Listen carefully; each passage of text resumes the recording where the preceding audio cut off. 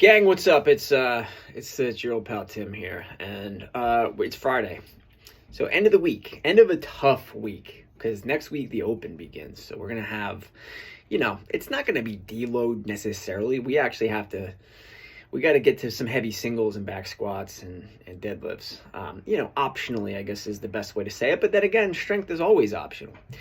It just comes at a bad time, right? So if you're trying to save yourself for the Open, then you'll always have that opportunity, but you have to make a choice. We're not always going to program that for you, but the WODs next week will become easier. Let's put it that way. Then again, everyone's definition of easy is different, and some of these workouts elicit a specific stimulus that only you can provide. And if you decide any workout can be hard, depending on how hard you want to go. So neither here nor there. Today we have deadlifts again, dead stop deadlifts. This is our last week of dead stop deadlifts, actually, because before we max out deadlifts, we're going to go back to allowing the touch and go, and we're also going to bring back belts if you want them next week.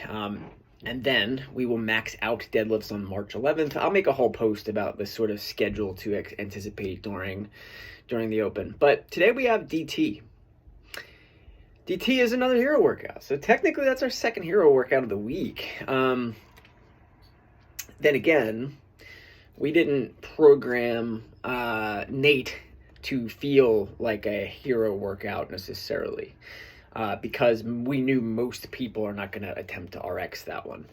So Nate was more practice than anything else. Now here comes DT today. And DT, that is not the case. It's not like JT. It's not like Nate, in that every single person watching this video, every person who comes to the gym today can do every part of DT. The question is whether or not you're going to get close to or try to RX with the weights. Sort of neither here nor there, because when these hero and benchmark WODs come up that have particular where the movements are doable by everyone, but it's the loading of the barbell that matters, that always runs counter to how we program at CSC. Yes, we sometimes have no heavier than weights, but we want you to get the stimulus. And at the end of the day, for Nate, you're not really getting the Nate stimulus if you're not doing ring muscle ups. But for DT, you can get the stimulus at many different loadings, right? The 155 for men, 105 for ladies, that's sort of arbitrary. You can still get the intended stimulus of DT without using those weights. And so for that reason, DT, even though I know we announced we announced in our cycle video several weeks ago that we were going to do both JT and DT this cycle. So kind of knew it was coming, and we're running out of time. So we got to do DT today. But one of the reasons we wanted to do DT is because it's perfect for Fridays this cycle. It is a deadlift workout, sure. So we can put it easily on a deadlift day, but it's also grunt work. It is about your ability to hang on. This is a grip strength centric workout. Maybe you don't think of it that way, but it is. And you should want to make it into one.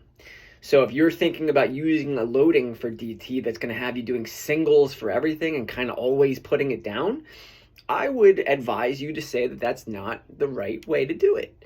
You want to have a barbell where you could do all 12 deadlifts unbroken, where, maybe fresh, you could do all 9 hang power cleans unbroken, where maybe fresh, you could do all 6 push jerks unbroken. That'd be ideal. Now, DT is the one hero it's one of the benchmarks that we do that has that, we call it like sort of the DT strategy in it. So it's 4 times, 5 rounds, 12 deadlifts, 9 hang power cleans, 6 push jerks.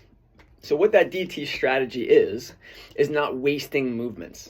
So because you would need to have deadlifted a bar in order to get to your hang power cleans, then if you don't plan on doing deadlift straight into hang power cleans, then you shouldn't. You should do 11 deadlifts instead of 12.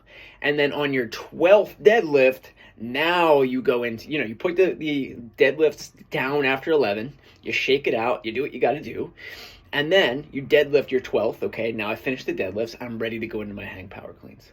Similarly, even though it still would come with some extra work, if you don't think you're going to do the push jerks immediately following the 9 hang power cleans, then don't do 9 hang power cleans. Do 8. Do 8 hang power cleans, or accumulate 8. And then it's not until you're ready to do push jerks that you do your 9th. So you do 8 hang power cleans, you put the bar down, shake it out, do what you got to do to recover.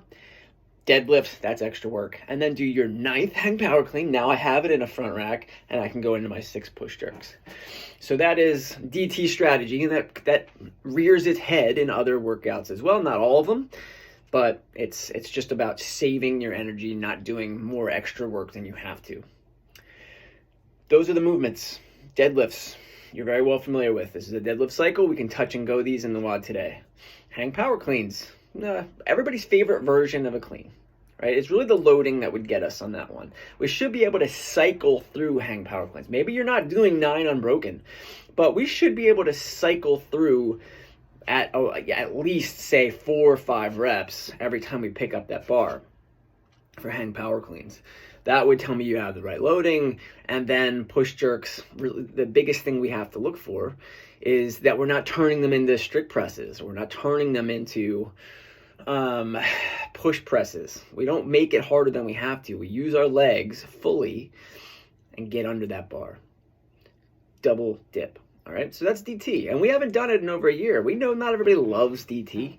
Any hero workout, people get intimidated by. I feel like you have to do the RX weight, and you don't. You definitely don't. Think of today as grunt work. Think of it as the ability to hang on to the bar. Use your grip strength as the thing we are most likely testing today. That is our primary stimulus for today. And yet, we will always acknowledge that this is a benchmark, and therefore, if you feel like you have to try to RX this one, we will be in your corner, and we will only tell you to modify down if it really seems like you are going way too slow to even come close to the grip strength stimulus, right? If you're barely getting 12 deadlifts done without having to walk away for long periods of time, if you're doing hang cleans as singles or doubles, not enough, right? If you're doing push jerks one at a time and turning them into clean and jerks, we know that's too heavy. We all know that's too heavy. So it's got to be within reason. It's got to be, maybe you're taking pretty long periods of time to to recover between movements. But when you pick that thing up, you're ready to go to war. All right. What else can I tell you about this one? Again, grip strength only. Might help you to wear lifters for this one. Might help you to wear a belt. I forgot to. That was stupid. I know that it's helped me in the past. Pretty much that's it. All right. So let's not worry too much about the fact that it's DT. Let's just get it done. We're not going to cap it. All right. So, but it's not a 20-minute WOD. Put it that way. All right, guys, enjoy.